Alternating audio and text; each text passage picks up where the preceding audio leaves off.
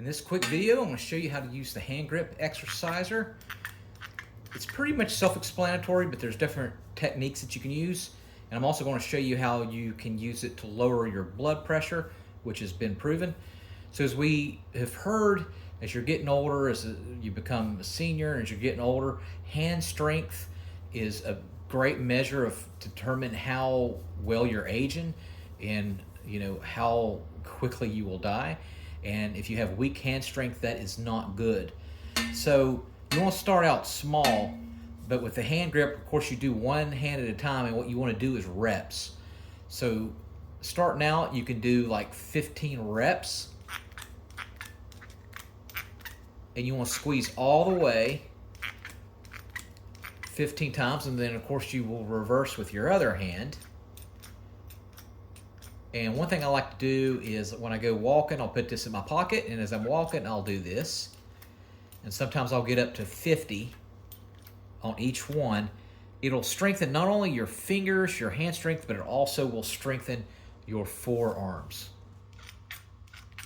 And if you do this 3 or 4 times a week, you can do it every day. It's not going to hurt you. You will find that your strength gets a lot better. If you have sugar issues and you have neuropathy in your fingers or arthritis, you'll do nothing but improve it and make it better. Now, I mentioned blood pressure. So they did a study by PubMed and a government study that proves isometric exercise will actually lower your blood pressure.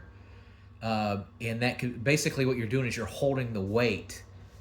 Let's say if you're lifting weights, one thing is like a squat against the wall, where you're squatting like you're sitting on a chair, but you have your back against the wall squatting down, and you hold it there with your thigh muscles, your body, and you're just holding it, and that's been proven to lower your blood pressure as much as 5 or 10%. And so the same thing with hand exercise, and they actually say that the hand exercise is the best to lower your blood pressure.